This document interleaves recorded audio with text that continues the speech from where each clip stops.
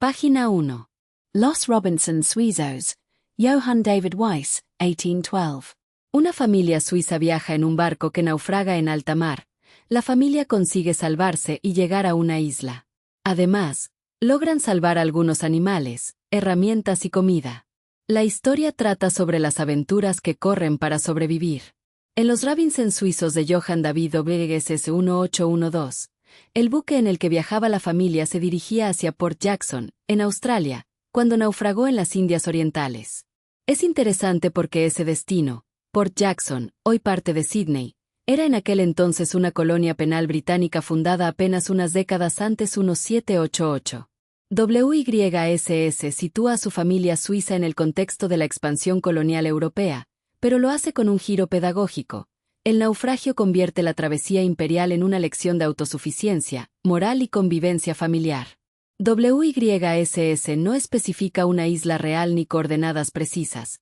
La localización es deliberadamente vaga, lo que convierte el escenario en un espacio simbólico más que geográfico. En lugar de un mapa concreto, la isla funciona como un laboratorio moral y pedagógico, donde la familia suiza ensaya la autosuficiencia, la fe y la organización social. Johann David WYSS era pastor protestante en Suiza. Ejercía como clérigo y escritor, y su formación religiosa influyó directamente en el tono moralizante y pedagógico de los Robinson suizos. La obra no solo buscaba entretener, sino también transmitir valores cristianos de fe, trabajo, cooperación familiar y gratitud hacia la providencia divina. En otras palabras, WYSS no era un novelista profesional en el sentido moderno, sino un pastor que escribió esta historia como herramienta educativa para sus hijos. Luego, su hijo Rudolf WYSS la editó y la publicó, dándole la forma literaria que conocemos. Primera parte. Capítulo 1. El neveo. La tempestad duraba ya desde hacía 6 días y en lugar de amainar era más violenta. Arrastrados hacia el sudoeste, fuera de nuestro derrotero, nos era imposible reconocer el paraje en que nos hallábamos. El buque había perdido sus mástiles y hacía agua por todas partes. Niños, les dije a mis 4 hijos, que se apretujaban llorando alrededor de mí y su madre, si tal es su designio, Dios tal vez nos salvará, pero si ha de ocurrir lo contrario, es preciso resignarse. Al fin y al cabo, si abandonamos este mundo, será para reunirnos en otro mejor. Mi mujer enjugó sus lágrimas y, siguiendo mi ejemplo, se esforzó en aparecer tranquila, a fin de inspirar a los niños el valor y la resignación necesarios. De pronto, dominando el estrépito del vendaval y las aguas, oí con alegría este grito de esperanza que tanto significa para los náufragos. Tiara, Tiara. Pero casi en el mismo instante en que escuché estas palabras, se oyó una sacudida espantosa, seguida de un terrible crujido, y comprendí por la inmovilidad en que quedó el buque y por el ruido que hacía el mar al precipitarse en su interior, que había chocado contra un bajo rocoso, encallando y abriéndose el buque. «Estamos perdidos». «Todos los botes al agua», gritó el capitán. «Perdidos», gimieron mis hijos, angustiados. «Calma, no hay que perder la calma, trate de consolarles». No hay que desesperar todavía.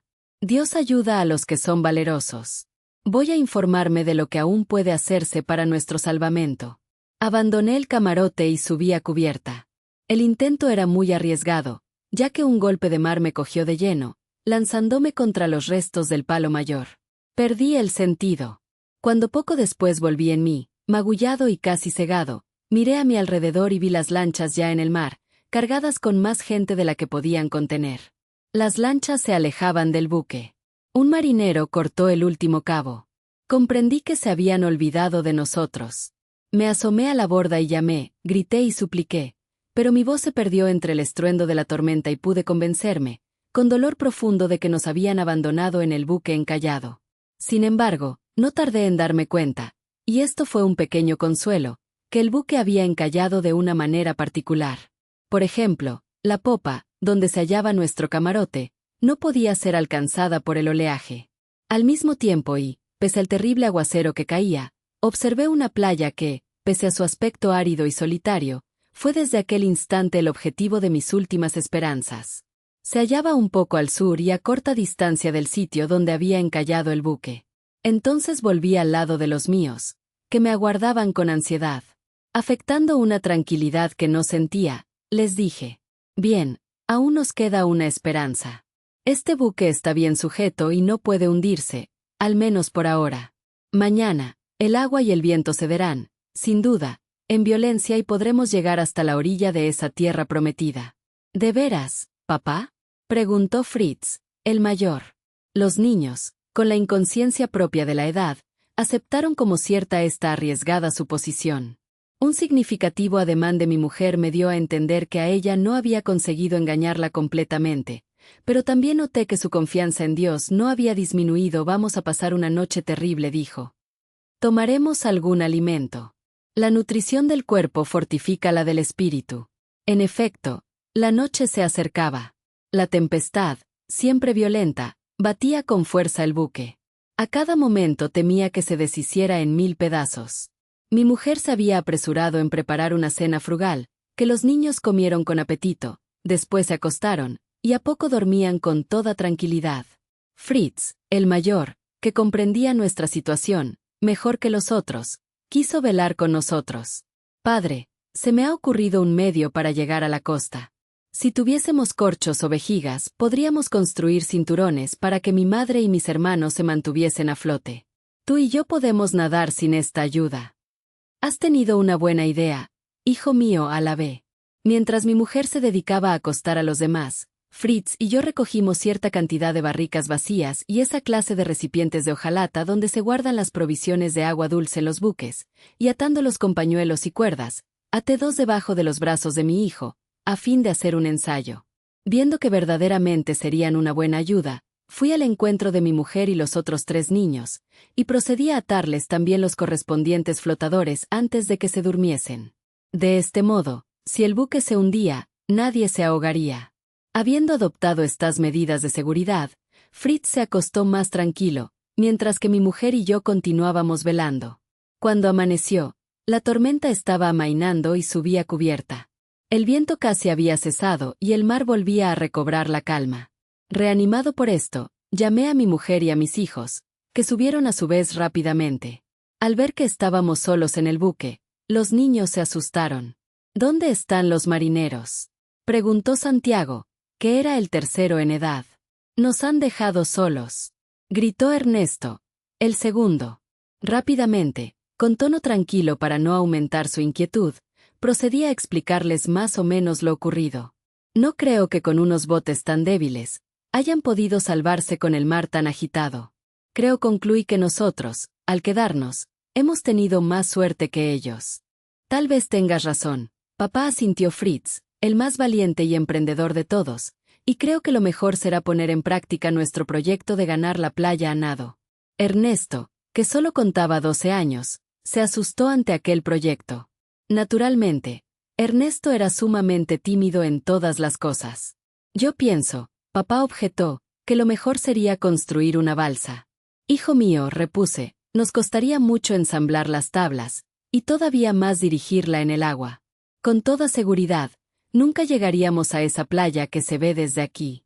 Ante la idea del peligro, Ernesto abandonó al momento su plan.